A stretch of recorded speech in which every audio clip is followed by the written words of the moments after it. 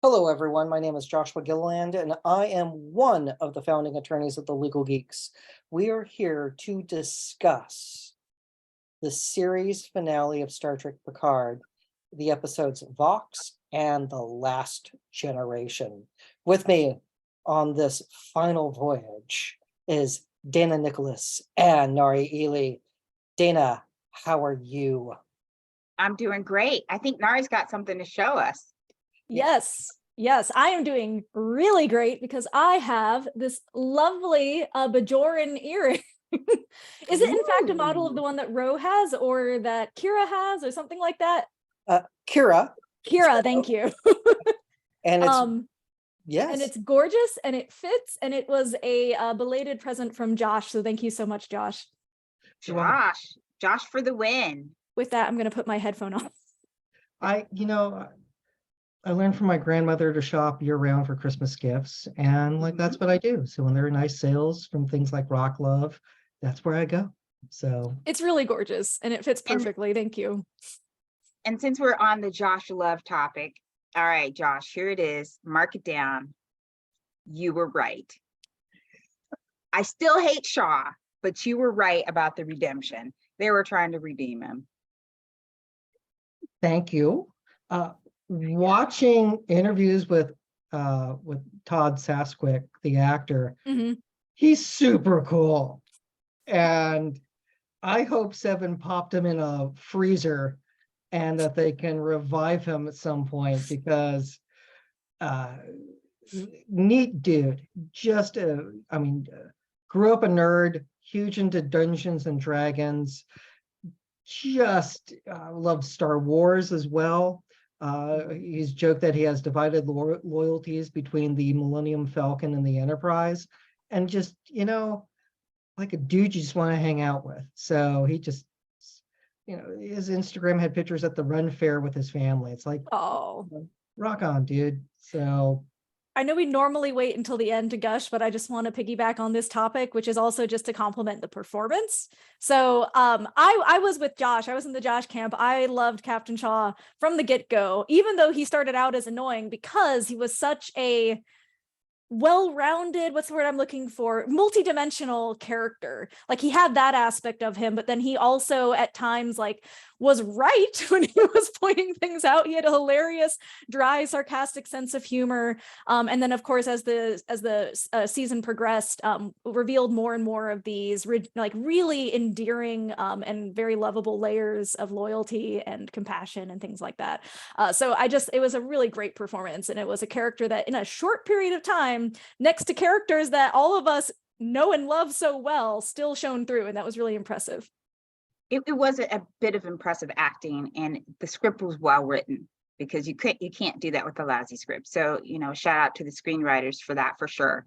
That being said, he did redeem himself, but I still hate the guy. Just saying. He's a jerk and he wouldn't be my friend. Oh, no, but not the actor. The actor's great. But not the actor. The actor's awesome. Just nothing against the actor, just the character, not loving him. I've learned to work with difficult personality types and to find value in others, and the faith that people can be redeemed. So, but I'm yeah, right here, Josh. You can just name me.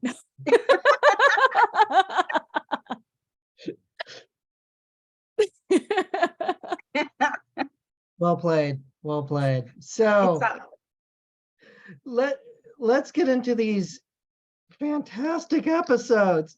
My God, I felt so happy watching both of these.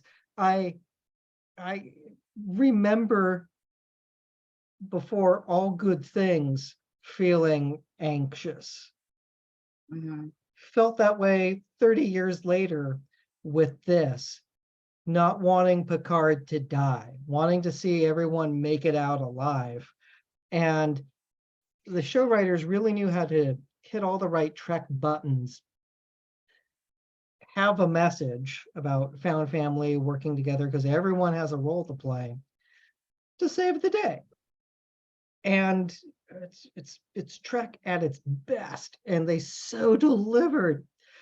And with Vox, we see young officers start turning into Borg, because there's been a DNA modification put into the transporter buffer that rewrites young people's DNA, or it affects the young people, and thus they get Borgified when a command signal goes out. Well, before all that happens, Jack finds out what's behind the red door, and Troy is key in doing that. And there are protocols in place to make sure that, you know, the Borg don't assimilate all life in the Federation, because that would be bad. So it looks like an involuntary hold's going to be placed on Jack with armed guards, and they're going to take him to an asylum on Vulcan so he can be treated for his condition. That starts sounding like a 5150 hold.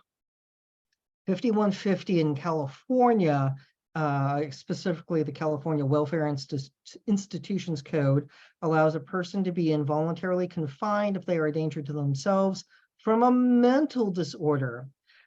Getting specifically into the law, and there's a lot of law here, when any person as a result of a mental disorder is a danger to others or to himself or herself, or gravely disabled, a peace officer, member of the attending staff as defined by regulation, or of an evaluation facility designated by the county, or other professional person designated by the county may, upon probable cause, take or cause to be taken the person into custody and place him or her in a facility designated by the county and approved by the State Department of Health Care Services as a facility for 72-hour treatment and evaluation.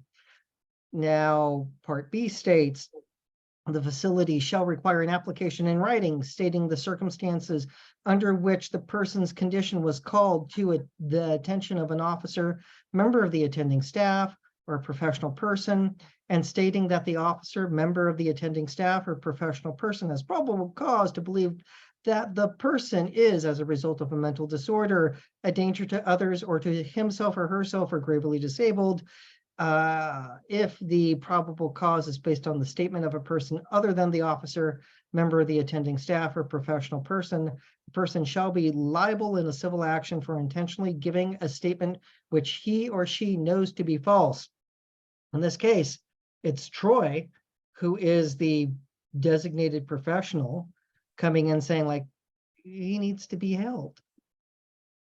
Dana, while in no way giving a professional opinion that might reflect an employer, because that's not what we do, this is fun, it's make-believe, because we're not talking about a real event. Right. Wait, this isn't a documentary? It's not. And our employers are in no way liable or bound by our positions. yes. In the event that this becomes real, yes. Oh, Employer speak, we got to do it. We got to give the warning.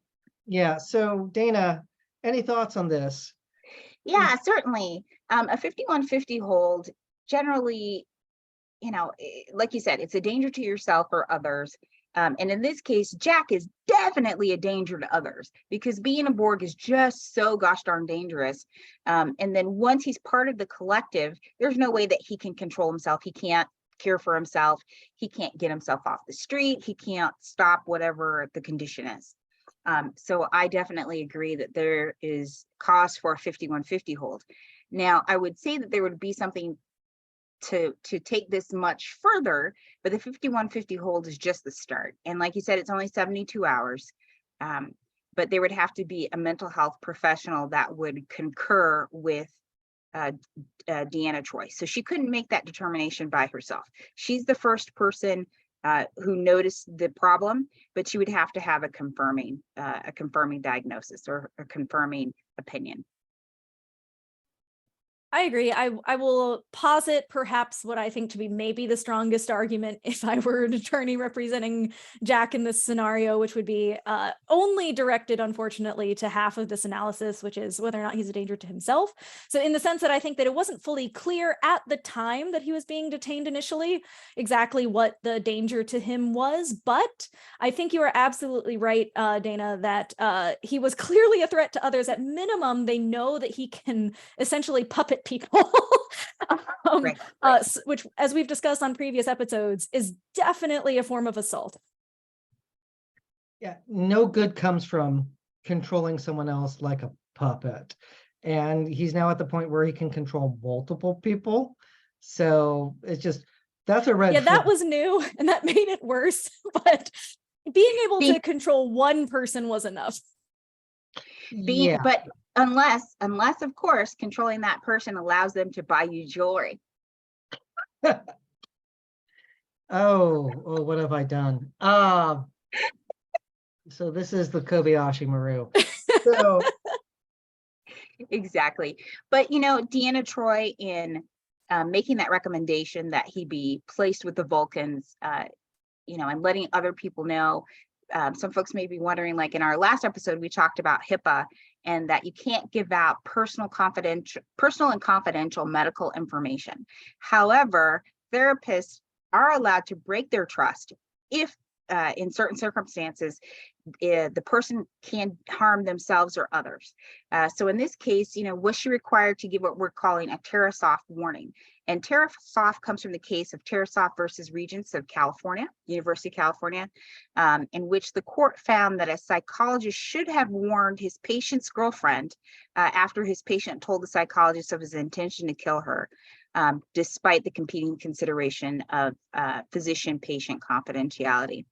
So here in this mental health law, there's a duty to warn given to a physician or a treater or a therapist when there's an identifiable third party and there's a potential for serious harm to their health or person.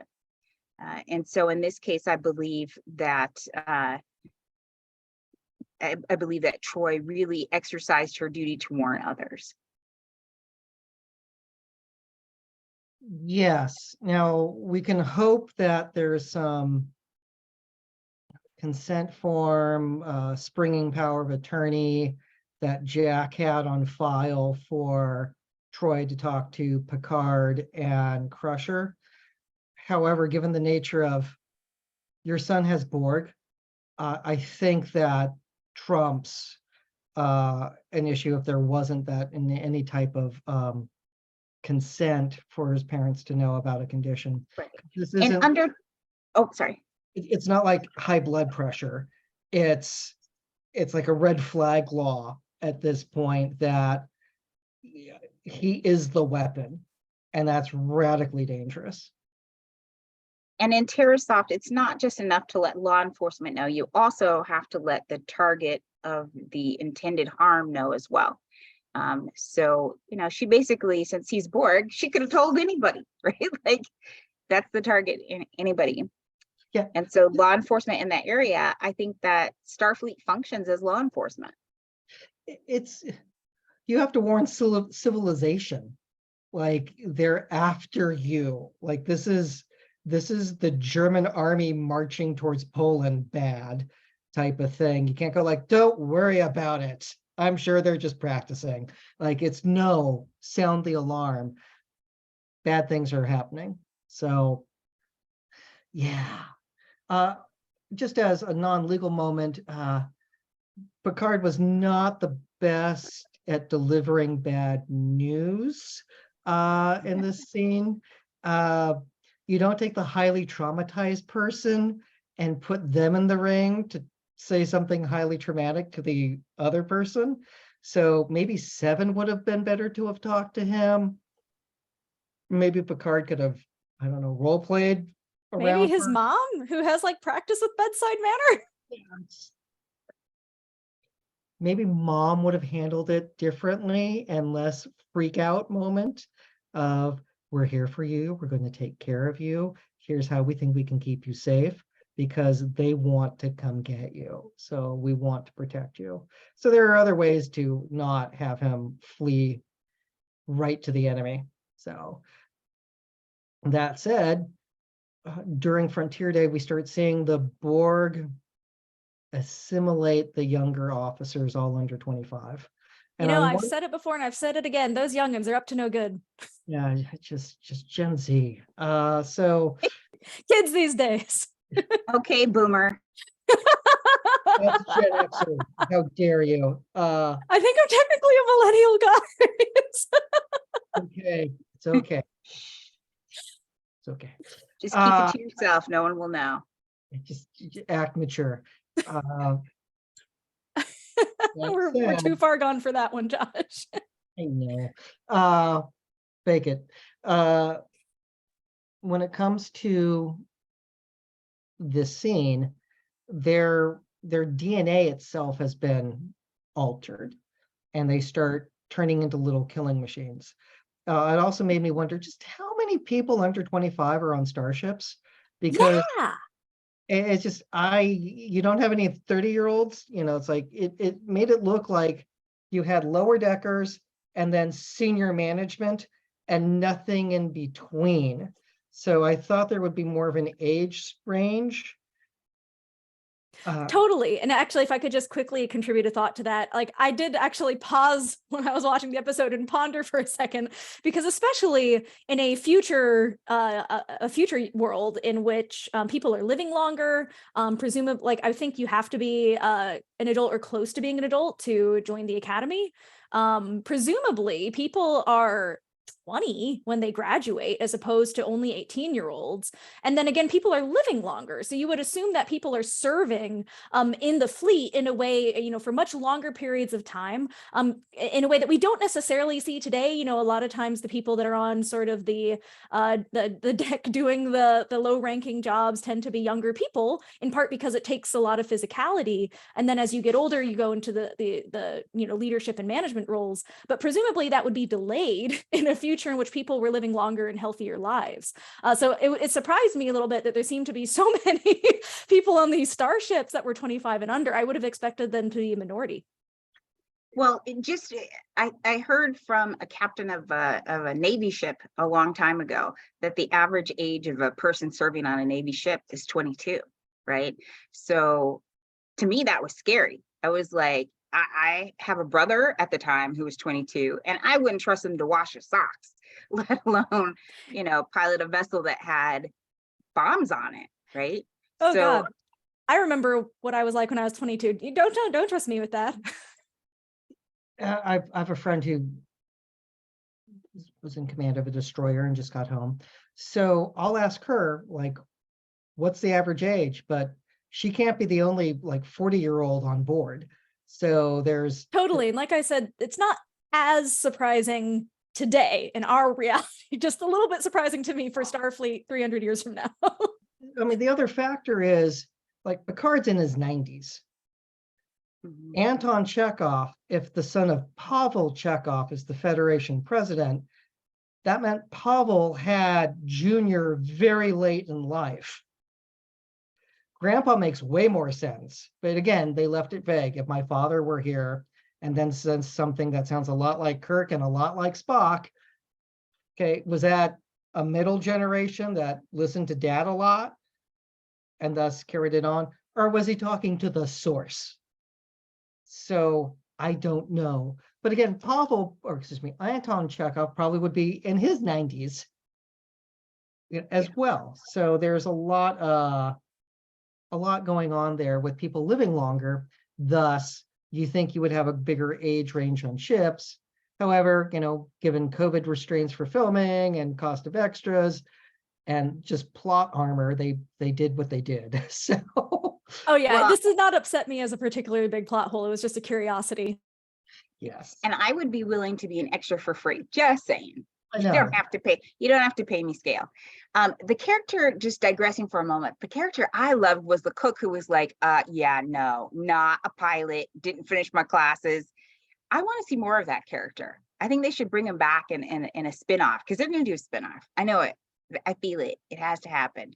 Just I like also just loved Seven in Command in that moment. Well, you're a pilot today. And he did a bang up job of piloting. I was expecting them to show him like, bumping into stuff, being wobbly. Oops, I messed up. But he did a great job. adrenaline and fear of dying does wonders for concentration. So it's And autopilot. yes, suddenly very, very good with hyper-focused activity. I mean, that does beg the question that there's a cook on board, not a chef, a cook. So they have replicators, so they can make anything. However, sometimes you just want home cooking.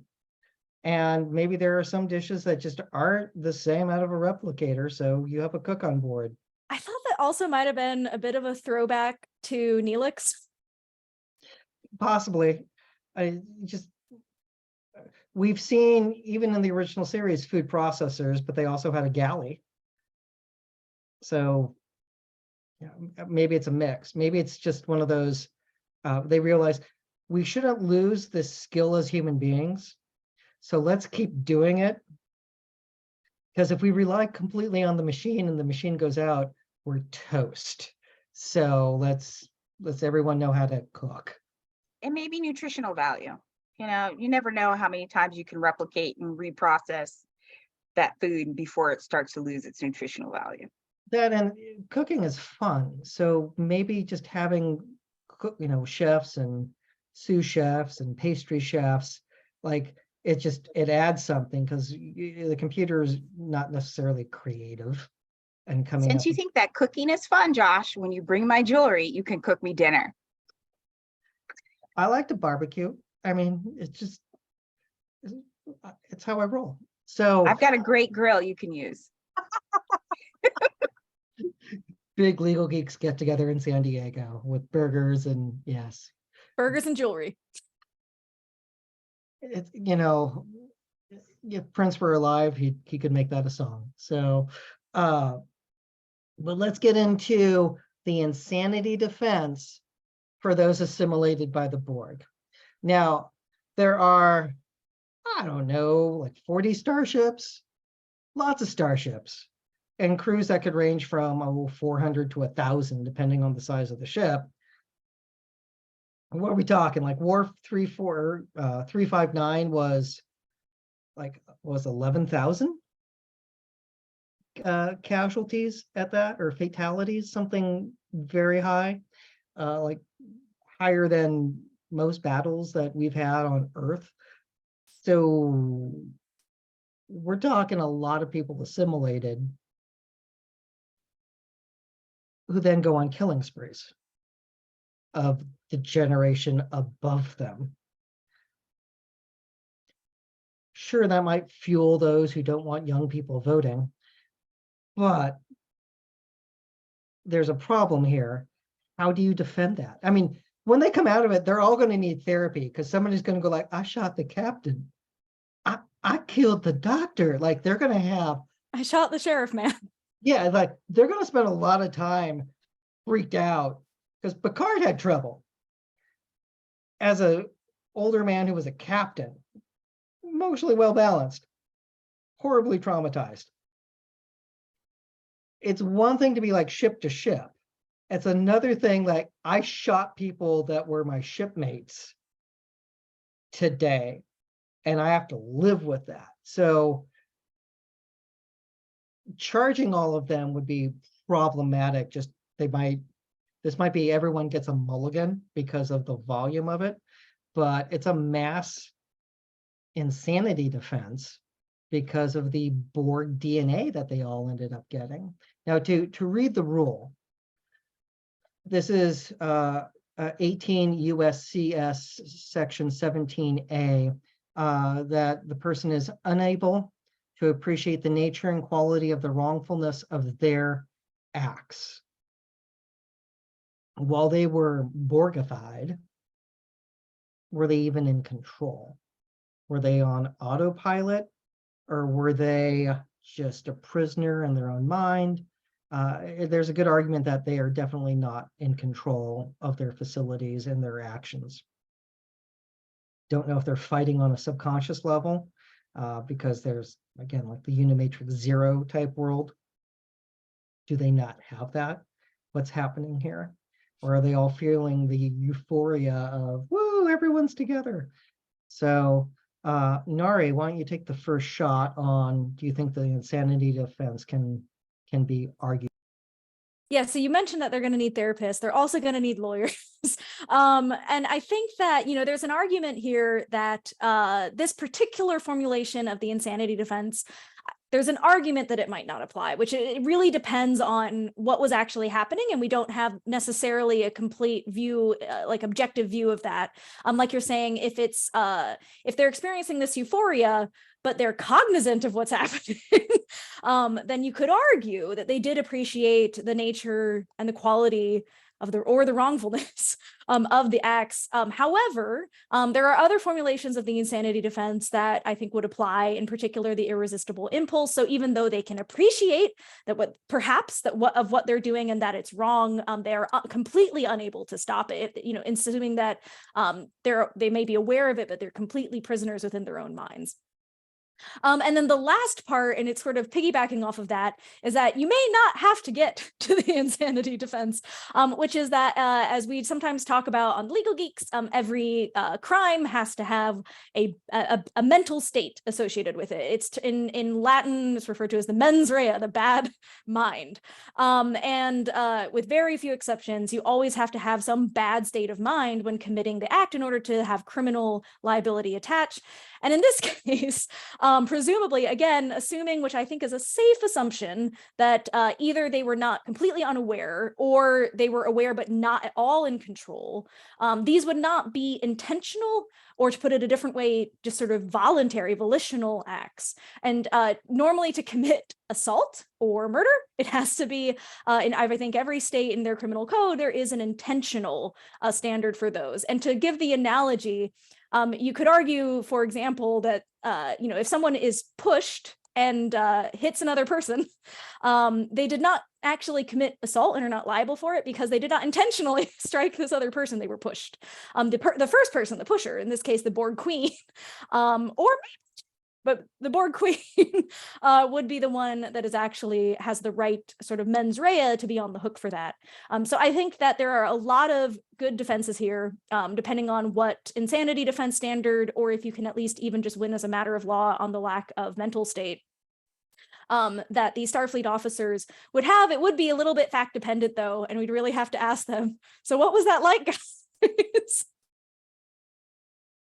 Yeah, that will not be at all awkward, because Tell me what was going through your head when you shot your captain.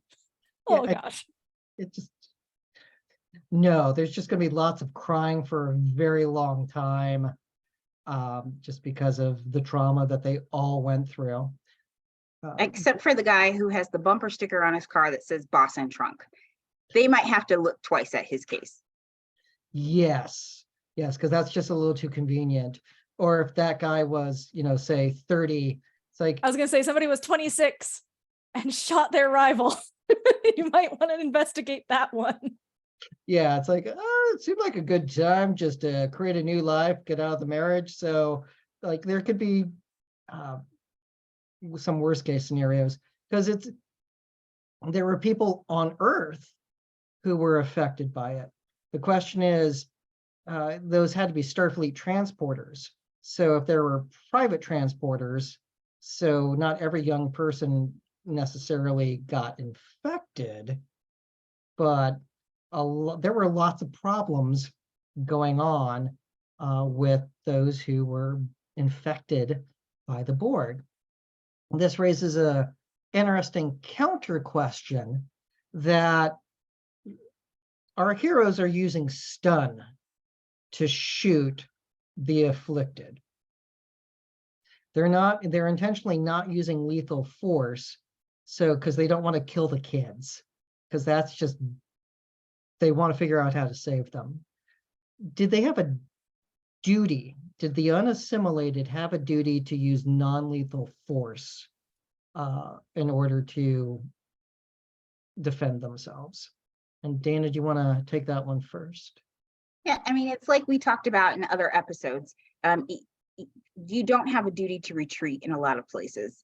And in this case, you have the right to use as much force under several different jurisdictions as is necessary to save your life.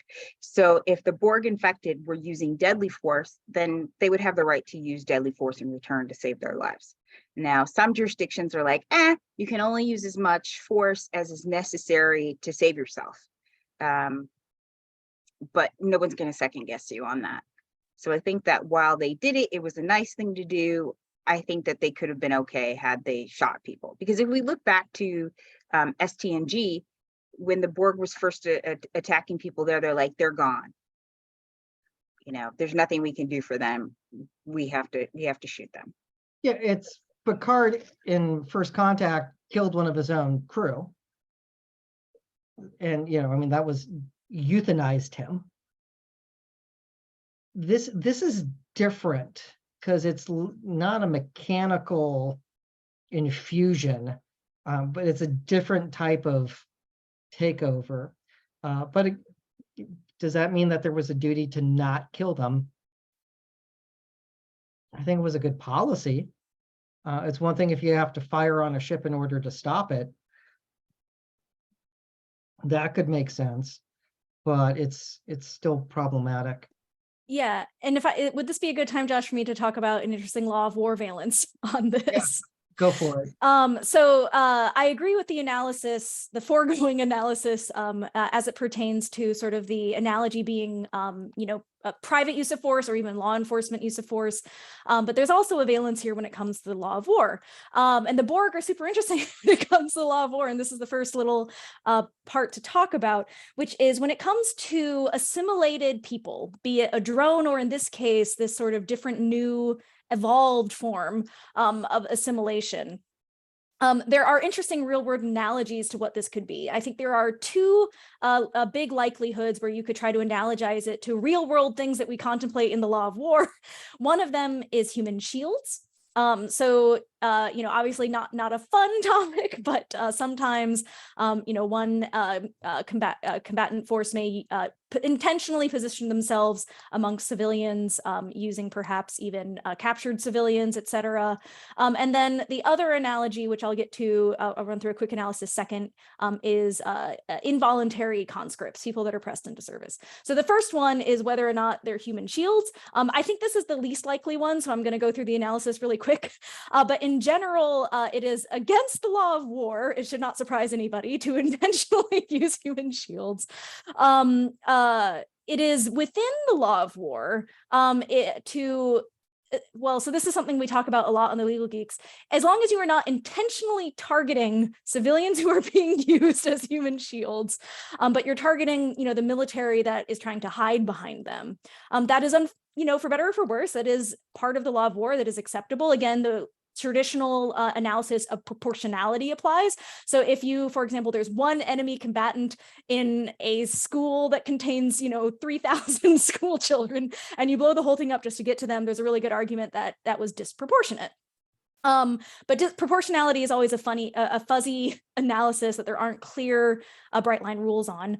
But then if, however, the human shields are also properly classified as combatants, they are properly considered targets within the law of war. And the Borg are really funny on this aspect, or really odd on this aspect, because every person that they assimilate, I think could be fairly characterized as a combatant, especially drones, traditional drones, because they all have weapons, literally as part of their bodies. And they all fight, whenever called upon, and they don't require extra training or extra involvement. They're all participating in that military apparatus very actively. There's a slightly trickier, perhaps, argument because the new drones are not inherently carrying weapons, but like I mentioned before, they are all actively participating, and you'd have to look at what they're actually doing. They're all actively participating, especially in this scenario with commandeering these ships, actively participating in a military activity, and so therefore could be properly considered combatants, even if they're human shields. You would be allowed to target them as a military target. Then the second part, which I think is the more reasonable analogy here, is involuntary conscripts. And this is something that does happen in war. It's very unfortunate. And I want to distinguish here between conscripting your own citizens, which is something that happens. It's something the law of war doesn't have really commentary on. But what it does have commentary on is conscripting people you're occupying. And I think that is a really good analogy for what the Borg do, because they take over a ship or worse, a planet, and they slowly press all of the population there into service by converting them into drones. And so I think that's a really good analogy, and very tragically, perhaps, because they're involuntary conscripts, because they are combatants, even an involuntary conscript is a valid target in the law of war. And if they're shooting at you, you can shoot at them. And that's unfortunately what it comes down to here. So is a Starfleet officer who's assimilated a collaborating POW?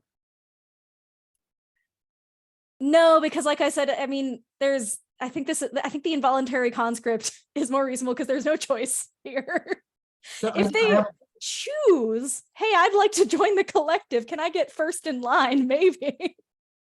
I have a blog post on that for deeper analysis, but the answer is most likely no. And there's a good insanity defense as well. So that said, let's get into fireworks on Frontier Day. Which also, why are there fireworks in space? So yeah. That shouldn't work. I get that there are probably some other technology, but this was like my one complaint about, one of two big complaints about this episode was, why, if you have such amazing technology, why would you just simulate a firework? Simulate some stellar phenomenon. Do something cool. Tradition? Maybe they aren't real fireworks, they're holograms. They have to be. Fireworks wouldn't work in space. Well, people are really good at making things blow up, and they would find a way to make fireworks effective in space. Somebody that would be their thing. They would go, I really like this, and by God, I want it to work. And that was their retirement project. They figured it out. Maybe they had all their fingers, maybe they didn't, but whatever, they made their dream come true. I don't know how they sound.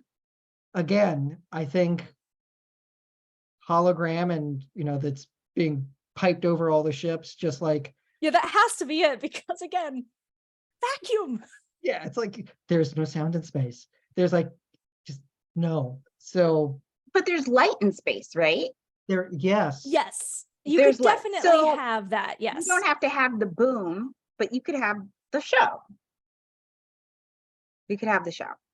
Okay. I mean, they're shooting stars, right? And they're on fire. Comets, they're on fire. But it's just a different aspect. Again, actually, comets are not on fire. They're really cold and they're trailing ice. But anyway, whatever.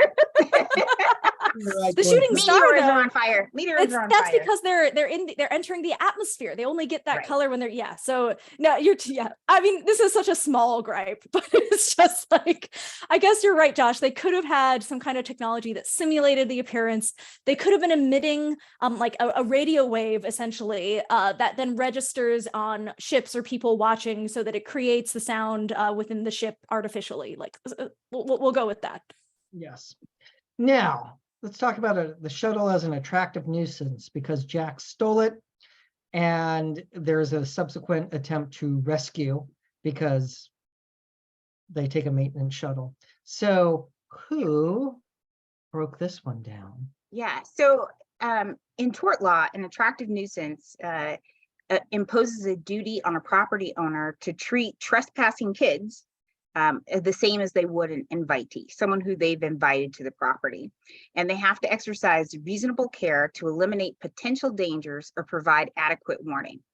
And then so the Supreme Court of Texas has stated that the rationale behind the doctrine is that people are so young in their tender years that they just can't help themselves. And so things that are especially alluring to children, they have to be acted upon on the premises such that it would be an invitation. So the types of things that generally are attractive nuisances for children are like swimming pools, toys, trampolines, things that should be locked away, that kids are like, ooh, a swimming pool, I have to hop in there. The law of attractive nuisance generally applies to kids, although in some jurisdictions it can apply to others. especially if the person is mentally incompetent, which Jack may or may not have been. And it also applies to adults who are trying to rescue children from this attractive nuisance.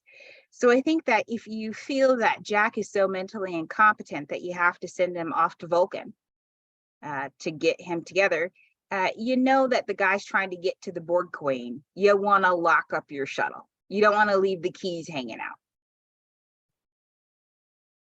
But the problem is they didn't fully comprehend how he controlled people. They didn't notice an age governor on who was puppeted. But putting in some biometric security of some kind, some features that could have prevented him from taking the shuttle out would have been good. Or How again, about locking the door? Just locking the door. You can't open the port. yeah, I don't normally approve of, gas to knock someone out, but this might be one of those cases where, he needs to take a little nap. Yeah. I did have to say it was a slight plot hole that bugged me just a little bit, that like they did know that he could mind control people, even if they didn't fully understand it. And you post 2 guards outside. Done. And a shuttle is a toy. It's a toy because if I'm faced with a shuttle that can go into space, I'm taking it. Just saying. I remember this was a long time ago, but there was a guy walking along and he came upon a running tank and he thought like, well, when's this going to happen again? And he got in the tank and took it for a joyride. And he ended up getting shot. But again, this is like early 90s when this happened. And again, I remember watching it on the news and comedians made fun of it. It's like, well, what would you do? It's like, when's this going to happen again? Again, attractive nuisance. You just leave your tank out running. Right. That said, let's get to the ugly truth about age discrimination. Because Deanna says, I've never been happier to see so many wrinkles. Yes. For a minute there, I thought she was talking about Judge Denman.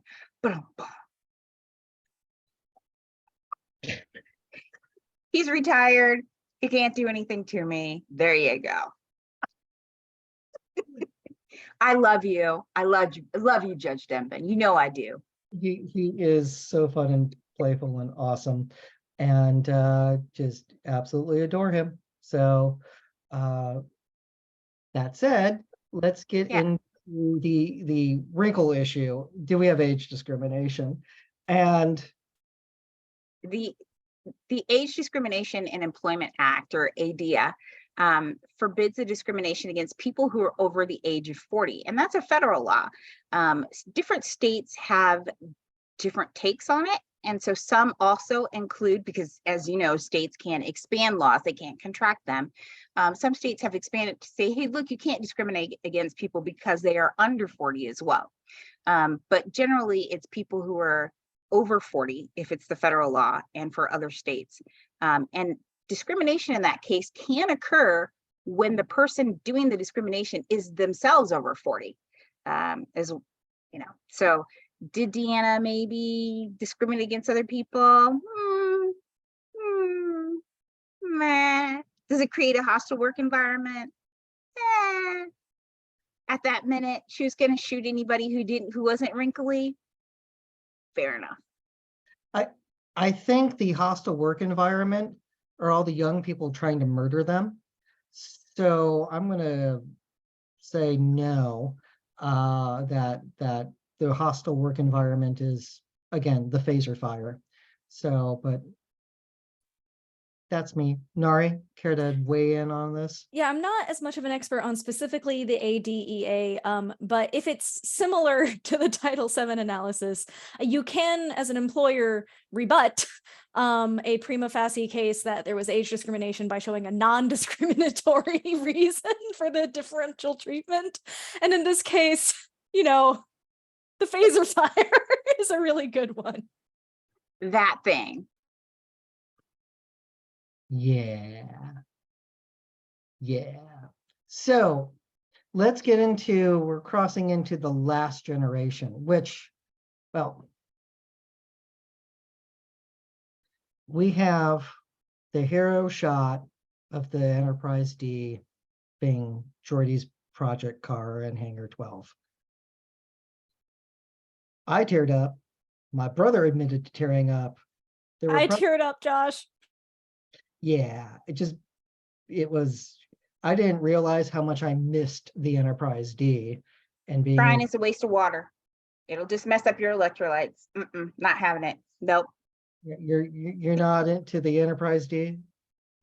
I'm just saying that crying is a waste of water. Okay. You're like Worf. I've never cried, but I've been told it's very cathartic. Exactly. Don't have tear ducts. Okay, noted. All right. The Borg Queen. It was just beautiful. And the fact that they were able to give the D a proper send-off as opposed to just a crash landing, I would bet that the warp drive lower half of the, I think it was the Syracuse or Sarasota, something with an S. I bet that saucer section was destroyed during the Dominion War. So it was, he had half of one ship and half of another ship, and it's plug and play at that point. So, and being able to put the D together with another warp drive. And then just lovingly working on it when he had free time over 2 decades of just noodling along. So good. So good to see her.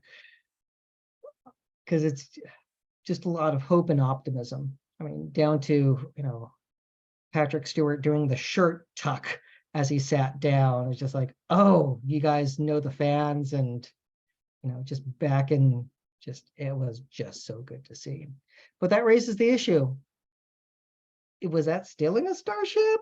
Or since everyone's, compromised, Geordi's a Commodore, he's the highest ranking active duty. So is he able to sign his own orders with, we're taking this beautiful, beautiful spaceship out to save the day one more time? Or are they stealing it? I don't think they're stealing it, but if in the event that someone was, snotty enough to try to press charges for taking a museum piece out of mothballs, it gets the issue of the insanity defense. So, excuse me, the necessity defense. The necessity defense states, here's a modified jury instruction, that Admiral Picard, Commodore LaForge, Captain Riker, Captain Worf, Commander Troy, Dr. Crusher, because I don't know if she's a commander or captain, and Lieutenant Commander Data acted in an emergency to prevent a significant bodily harm or evil to planet Earth. The crew of the Enterprise D had no adequate legal alternative. The defendant's acts did not create a greater danger than the one avoided. When the defendant acted, they actually believed that the act was necessary to prevent the threatened harm or evil. A reasonable person would have believed that the act was necessary under the circumstances, and the defendant did not substantially contribute to the emergency. So thinking back to the emergency hail from the president saying, don't come here, and that no one was coming to Earth's aid, and Data stated, we are the cavalry. I think the necessity defense is applicable here. What say you, Dana? Well, duh. Like, Yeah. so sorry. It's like it's absolute. And I think you have to think logically through it. Who would they have asked? Who would they have gotten permission from? There was no one to get permission from. And I believe that probably Geordi, as the Fleet Museum director, had the ability to sign out certain objects from the museum to other people. And so he's kind of like, let's take this for a test spin. We gotta go save the day again. Nari, anything to add to taking a museum piece out to save the world? Yeah, I mean, I agree with this analysis. I will add, as I sometimes do, that also what what Starfleet prosecutor is going to bring that case. But the other thing that I will add is I think this, maybe highlights a little bit of sort of, we often talk about how a lot of things in Starfleet and the Federation, may have some roots, some inspiration from modern America. And one of those here might be on display, which is American military culture and training, which is that we train our soldiers so that they are fully prepared and briefed and capable of doing the job of their superior officer. So in this scenario, because command is taken out, not only are we grateful that Geordi and Picard and everyone else is able to essentially step into the shoes of Starfleet command and prosecute the war on their own, they are prepared to. They're prepared and trained and fully briefed to take the job that is directly above them. And so that's the only other thing I'll add. It just the scene just is so heroic because it's grandpa, the adult children who are now of near grandparent age themselves, riding out to save the day, and it's just so glorious to watch. Everything good, everything good.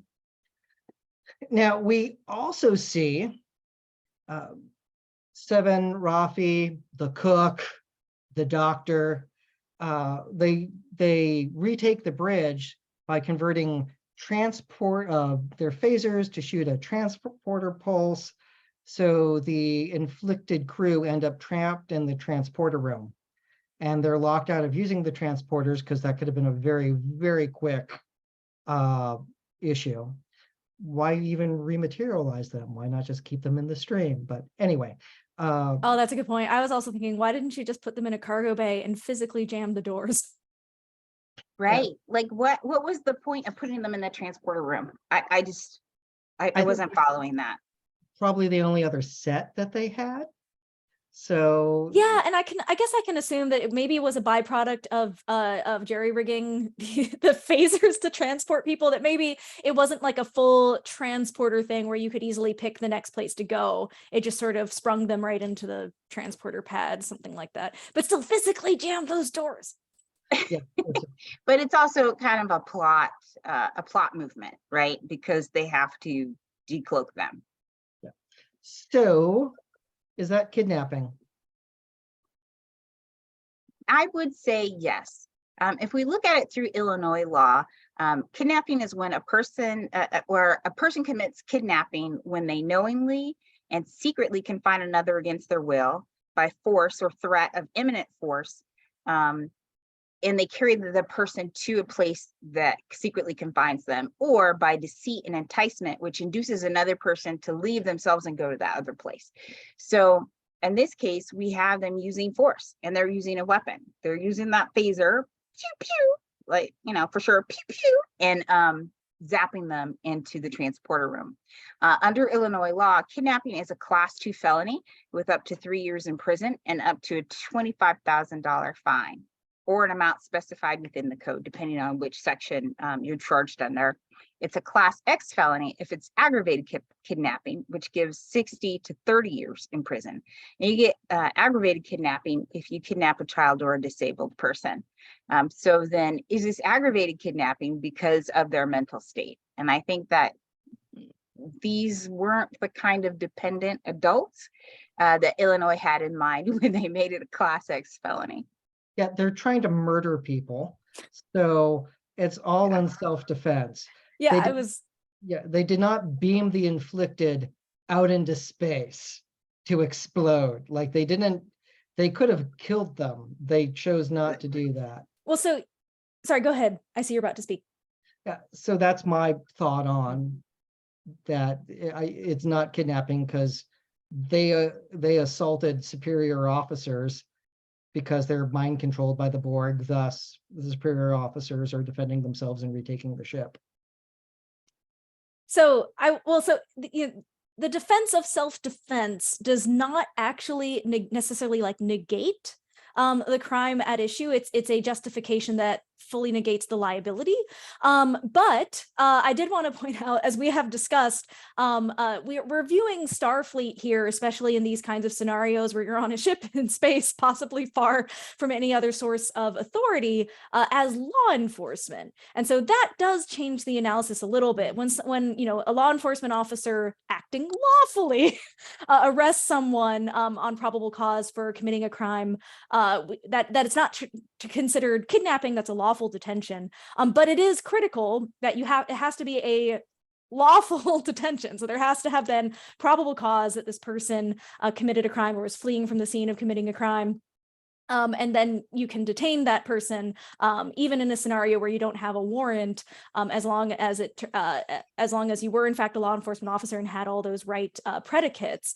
If, however, as we've covered in this podcast as well, you don't have those correct predicates, or you're not a law enforcement officer, yeah, that's kidnapping. That's kind of shady. The other thing is, what about the Borg Queen enticing Jack Crusher to go to the Borg cube? Is that kidnapping? So she's kind of playing mind games with them. She's like calling to him. A really high tech, there's candy in this van. Yeah, it's a seduction. It's the last temptation of Jack Crusher. And it's just weird to think of it in those terms. Yeah, well, that's just an interesting analysis, because on the one hand, I like your analogy here, Josh, where it's like a seduction. So in some sense, if we assume that it wasn't a form of mental manipulation, which we can just essentially negate that Jack acted voluntarily, we could argue that he voluntarily went to the Borg cube. Interestingly, we could also argue that at least for some period of time, he was voluntarily remaining. Like when we see Picard actually go in and into the collective and try to talk to Jack, he doesn't want to leave because of that euphoria. Or perhaps a deeper sense of belonging that he had been denied throughout his life as a human. But there is at least a brief window of time in which Jack seems very much to not want to be there, tries and fails, right, to actually kill the Borg Queen with the line, this is an act of mercy. So I think there's at least some period, even if it's brief, a period of time in which Jack is being held there against his will. And I think that would apply. Yeah, I wish he brought a grenade, just here, catch. But it's like, oh, you got a force shield? Catch. But I digress. I think that he was under some sort of mind control because he just could not pull that trigger. Yes, I think that's And exactly the Borg right. Queen I think says, if you were going to kill me, you would have already done it. It was specifically, if you could have killed me, Right. You would have. And then, yeah, I think so. He would have pulled the trigger if he could have. I think if he had a grenade, he would have had the same problem where he wouldn't have been able to actually unpin it and throw it. Yeah, but again, it would have looked cool. It would have looked cool. He probably would have blown himself up. I mean, who are we kidding? It's Jack Crusher. Which would have solved this imminent problem, but would have had a much less happy ending. Yeah. Yeah. All right. But that does bring us to the issues from Worf saying swords are fun. I mean, they are mill-aim weapons. They are kind of brutal. That thing's super heavy. He didn't warn Riker it's heavy. So, Will might have thrown out his back in the middle of a fight. Like, because he's lifting with his back. So, like, again, not a good way. I mean, like, it's rare for Will Riker to swear, and he did with like, it's heavy. So I really loved this line and this interaction because it's been a little bit of a pet peeve of mine watching different sci-fi shows where you have, well, even in regular shows, you have guns or you have phasers, you have lasers, you have blasters, and yet you choose to use a non-lightsaber melee weapon in those scenarios. And but I just loved it that the answer was it's fun. it doesn't require batteries. You don't need to recharge it. I mean, you do have to sharpen it. So that's a thing. But Worf had some of the best one-liners as the straight man this series, perhaps in all of Star Trek. Oh, absolutely. Absolutely. Just- Picard, I'm going to go with you, and I will go too. And I'll make it a threesome. Like, oh my gosh. Do you even hear yourself? Exactly. The Worf Riker bromance of like just them doing their Abbott and Costello was just so cool, just so good to watch them revel in decades of friendship and being able to have lines like that, and the timing and just the comfort level with each other, just so good. But with the line swords are fun, Worf had this gun, he had this phaser, and he didn't bring it out, he didn't use it. And Riker's life was in danger during that time. We know Borgs of the past could adjust for phaser fire so that it would become ineffective. But did Worf have a duty to use that weapon or to provide it to Riker? Well, Riker had a weapon, but he dropped it. It got and- blasted out of his hand at the very start of that confrontation. Yeah, and then the Borg shot it a second time to destroy the weapon. So at that point, that's when Riker was completely disarmed. So in the amount of time that elapses, it's almost instant with, in under 30 seconds with Riker getting the phaser from the hilt. So I think it goes quickly. And we've seen Worf fight a Borg before with just a knife and come out on top. So yeah, I'm okay with this. So yeah, it's cool. Now, is killing the Borg Queen allowed under the law of war? Nari, that sounds like something you wrote. Yeah, so it probably should surprise nobody that you are not allowed to target civilians. That includes like civilian members of government who are not actively participating in prosecuting a war. That gets a little dodgy when it comes to like a head of state, right, who's probably actively involved in prosecuting a war. But when in general, this can get to be kind of messy in real world scenarios, and I'll touch on it only briefly because I think it doesn't really apply here. But in real world scenarios, it can get messy because when you're talking about something like a scientist, can you lawfully target them under the law of war? You actually have to figure out what they're doing at the time that you're targeting them, and if they are actually as an activity involved in prosecuting the war by researching military technology, contributing in that way actively, then they could be considered fairly under the law of war a military target, even though they don't, carry a gun or anything like that.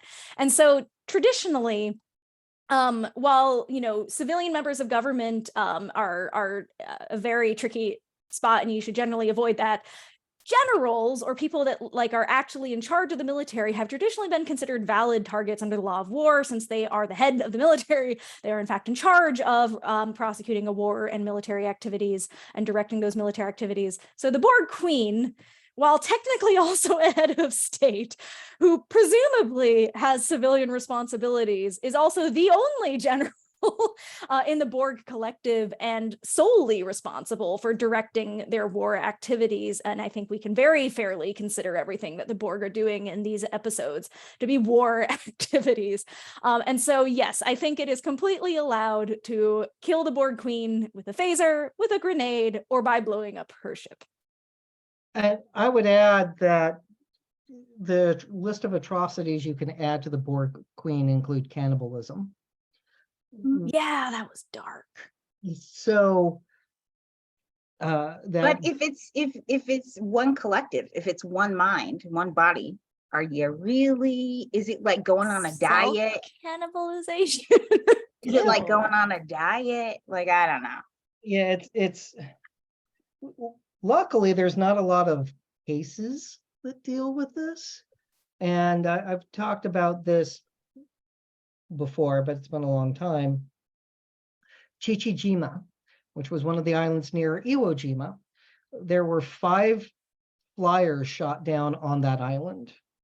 4 landed on the island, and they're Japanese captors ate them, not because they were hungry, but because they thought it would make them stronger, because they had some really twisted view of like the Shinto structure. Not everyone was on board with this plan, and it's told in great detail and with a lot of historical reverence in Flyboys. But the fifth pilot hit his target, waited for his crewmates to bail out of the Avenger. He never saw them again. He bailed out, hit the tail on the way out, deployed a chute, landed it in the water, was in a raft, fighting off sharks, because again, it's scary, and eventually a submarine surfaced and picked him up. That was George H.W. Bush. And I just, there are interviews with him about his war experience and how traumatic that was, and that he thought of his shipmates every day because he didn't know what happened to them. And the author never found any record of them from the bailout. And at the time, George H.W. Bush was the youngest pilot in the Navy. Yeah. Oh, I did not know that. Yeah, he was, again, war hero. It's why W was very incensed during the 92 campaign when people would call, his dad a wimp. It's like, it's screw you. Look at what my dad did. How dare you say that? I take back what I said about the youngins. Yeah. That said, the war crimes trial that followed with the Japanese officers, cannibalism is not explicitly written in to any of the Geneva Conventions or anything like that. And so they prosecuted them for desecration of a corpse. I mean, there's also murder because they had to kill the guy before eating his liver. And one of the guards did not like this. Like, he was not on board with this, and he befriended like the last victim. So they were buddies. And it was after the war that the surviving Japanese enlisted men changed his name to take his friend's, the POW's name. So, which is, again, just phenomenal. But again, we don't have, like, it doesn't happen. So when you look at the Borg Queen feeding off of the collective, it's just, there isn't a law designed for that. Well, I was going to just briefly offer that we do have laws that, like you said, Josh, do govern how you treat, so we can categorize the Borg drones here as perhaps POWs. And you can't kill POWs if they're entitled to POW status. You have to provide for them as long as you can. So that's one avenue in which this might be a violation of the law of war. The other one is that we also do have laws. They're not necessarily under the law. They're not always under the law of war. They may instead be under the Geneva Conventions, but we do have international laws and norms that govern the treatment of occupied people. So similarly, even if these are occupied persons who have been pressed into service, there are also laws that prohibit pressing them into service, and probably also prohibit you from cannibalizing, consuming, killing occupied persons. So that would be another valence in which the Borg Queen is also violating the law of war. I will add, because we've talked about this on a couple of occasions, that while the law of war does not have an exception for if your enemy doesn't follow the law of war, it does create an interesting moral analysis. And again, the Borg are a super interesting case for this, because they obviously do not acknowledge, don't care about the law of war, certainly aren't following it. And they also are presenting or fighting what we would talk about as like an existential war, a war to exterminate, as opposed to, as I think we talked about in the episode previous, the Dominion Union, you could argue, was prosecuting a traditional war of domination, as opposed to existential, we want to exterminate all of you.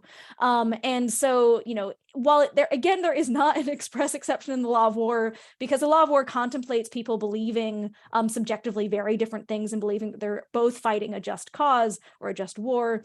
As a moral matter, there are interesting and strong arguments you can make regarding when you are fighting an enemy that either does not even acknowledge and pay lip service to the law of war or other international laws that protect people, such as the Geneva Conventions, and an interesting moral analysis when it comes to when you are fighting an enemy that presents an existential threat. So, you know, if you are actually in a scenario where we follow the law of war, and lose, and it's not just that we are conquered and we are dominated or something like that, but it is actually me and all of my friends and all of my loved ones and every other human are exterminated. My society is completely gone. That's a tougher moral analysis. Yeah, there's a lot to unpack there. Oh yeah, and I had one more thing, which is like the Borg Queen also clearly violating the law of war when it comes to targeting civilians. Normally, like I said, you get into a very messy proportionality argument, but here we get the nice little window into the actual intentional target the civilian population centers, target all of them. Yeah. Yes. Which is what the law of war expressly forbids, which is the intentional targeting. It is not true that the law of war forbids any killing of civilians or destruction of civilian property, but it has to be incidental to a military target and go through the proportionality analysis. But here you cannot intentionally just bomb all the cities on Earth. That's not how that works. She definitely did not target Bali. So ergo my passion for wanting to go to Bali on vacation. If you vacation in places that are small, it's great. She wasn't, targeting Vail, Colorado. So there you go. Well, you don't know what kind of WMDs were being fired. Yeah, those little like blossoming circles on the map were real big. I thought for myself too, I was like, I wonder if you'd be okay if you were in a small town in the Midwest, and it looked like no. Maybe an island? Yeah, I think a small island in the Pacific, maybe like Bali, maybe. And I hope that there isn't too much fallout. That said, and hopefully they can't see your jewelry flashing from space. All right. On that note, let's get into the disclosure of classified information by a Good Samaritan.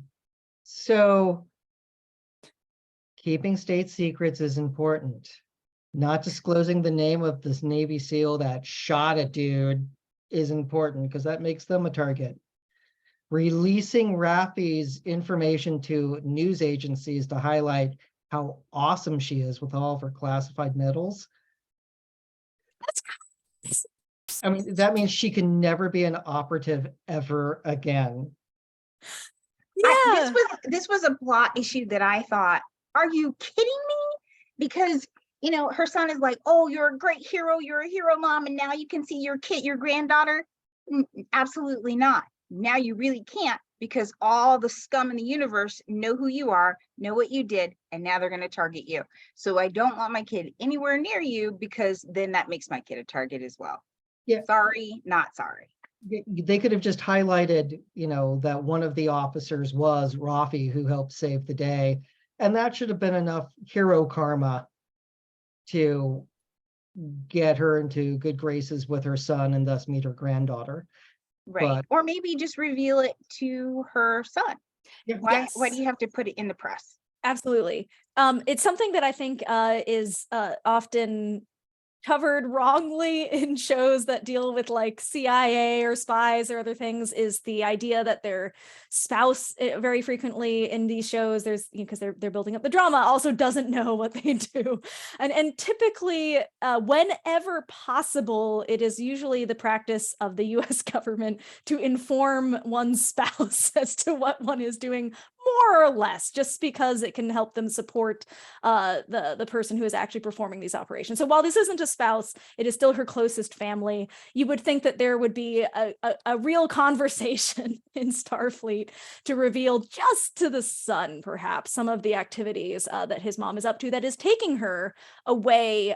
Because this is the typical stereotypical thing that happens in those spy shows that I mentioned, where they don't understand why they're always gone and never can be there for their child. Yeah, I'm acting out because you weren't there. It's like, I'm sorry, I had to defuse a nuclear bomb today. I'm sorry. Yeah, at least at a high level, you should be able to let your next of kin know you were involved in super cool classified shit. Sorry, stuff. PG-13. Yes. All right, but that also then brings us to Tuvok, Captain Tuvok. Good to see that he's alive. And we find out that the crew of the Enterprise D, they all get pardons. Because again, Anton Chekhov, probably being aware of all the stuff his dad did with that whale thing, probably like very much like, okay, no, we're going to give him a mulligan on this. We're just going to outright pardon all of them. This was way too bad. We all nearly died. They found the conspiracy. We're good. Pardons for everyone. And a pardon is that jail get out of free card of here's, for everything involving hijacking the Titan. If there was any claim about taking the Enterprise D out to go save the world, again, all is forgiven. We were wrong. We're glad you were here. Good job taking the initiative. Here's your pardon. Let's lay low. So, which is, again, different than an expungement of records. And in here, everyone gets a pardon, which is, again, one of those Star Trek norms of like people either not following orders or doing what needed to be done. So it's testing the necessity defense. And it would make sense that a descendant of Chekhov would completely understand that. Also, there's enough Starfleet officers that have had to bend the rules on occasion that they get it too. So with that, we're now at any final thoughts. This was a nice little love letter. We had the teaser with Q, since he exists outside of time. Yeah, I loved that. Oh, it was delicious.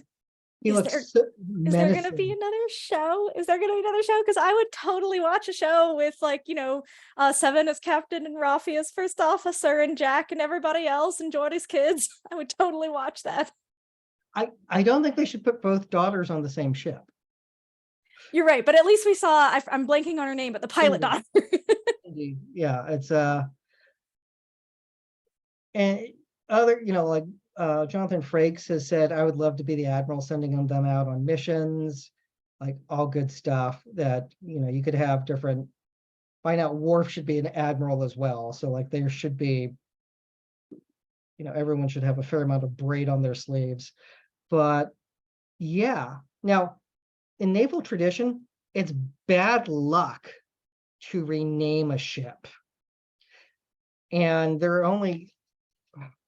only found one search that showed that, and that was we renamed an active duty aircraft carrier Franklin Delano Roosevelt a month after President Roosevelt died during World War II. Like that's it. Maybe there's others. Ships do get renamed, but seeing something, it's like Titan had earned its own legacy, its own history. And it's kind of, I had really mixed feelings renaming her Enterprise, because I do agree that the name is everything and the name is cool. But Titan had its own legacy that they just kind of, you were playing the role of Enterprise. So we're going to, you get that title now. Did either of you have feelings on Enterprise G? Yeah, I liked it. I liked the idea that, it seemed since, Enterprise F that there wasn't an Enterprise in the fleet. And it seemed to me that it should have been a really important tradition for Starfleet, that there was always a ship called the Enterprise that was flying in the fleet. And so that seemed like a serious omission. Maybe they don't have time to get a new one out of dock because they blew up the dock. So they have to rename one. And it seemed, fitting that the Titan, which had its history intertwined so deeply with the crew of the Enterprise, would be the one to be rechristened. Yeah. Dana, any thoughts on that? I love the idea of having the Enterprise name continue, but I agree with you, Josh, that it was kind of weird changing the name of the Titan. Yeah, I get it that their resources might be depleted, but they do give her. Face dock is gone. We don't see it crash into Earth, but they're probably still fixing it. There's a lot. Enterprise D probably was in temporary service for like 9 months, while they were rebuilding things. And like that would have been cool because she's a very pretty ship. Those models are going to sell great at the bar now. That said, when you rename a ship, there's a whole bunch of like traditions that you have to do to make sure that nothing's cursed because you change the name. So all references to the old name have to be removed. Oh, that's sad. Yeah. There's like, you have to pour out some alcohol to Neptune. Like there's all of these traditions that you follow when you rename a ship. So I thought that was weird. That said, Enterprise is such a good name. And having her look like, again, the Constitution class is a nice homage, and 7 being in command is awesome. So I'm like, they earned it. And the Titan became a very important ship. Well, maybe bringing a Gollumized 90-year-old admiral on board was, enough to christen the ship. Yeah, they went through a lot. I mean, even as Captain Shaw said, it's been a weird week. So like they were busy. A lot happened in a short period of time. I will just final comment. I loved seeing Tuvok. I was real worried for him and his character. Voyager has a really special place in my heart. A little bit sad that we ended this series without seeing a Janeway appearance. But is it too much to hope for that they're going to have a show with Captain 7 of 9? No. I mean, fans willed Strange New Worlds into existence. Right. So which is great and really gets everything about Trek. Yeah. So again, Absolutely. We're going to hold good thoughts that this gets willed into existence, that it's announced at Comic-Con. Like we will have hope that we get more Trek and that we get to see their adventures seeking out strange new worlds on the USS Enterprise. So, because we will always have one. We're building a new one in our own Navy. And that stems from World War II, when our last aircraft carrier at sea was the USS Enterprise, and it was USS Enterprise versus Japan. We will always have one because of their World War II heroics. And the nuclear-powered one did a ton of great things in her service life. So we will always have an Enterprise. I know we're running long, but Josh, can I have one more thought? Sure. One more quick thought, which is just that I also really loved the line from, I think it was Rafi at the end, like a ship run by a renegade, a pirate, and something or along those lines. What could possibly go wrong? Yeah. And building off of what Tuvok had been talking about, what Captain Shaw actually in his recording was talking about, where he mentioned that 7 of 9 broke a lot of rules, but maybe those rules were already broken. It did really embody to me in a very wonderful way what I have seen as sort of the underlying core values of Trek. In particular, for pretty much every series, the ultimate enemy has been some form of highly collectivist species or society in which difference is not entertained or tolerated. And so the idea that, you know, this was the ultimate embodiment of that, where you had this ship crewed by people who did not play by the rules, were individuals, independent thinkers, and diverse, really highlighted, I think, that aspect of Trek that I love so much. Ditto. Well said. Well done.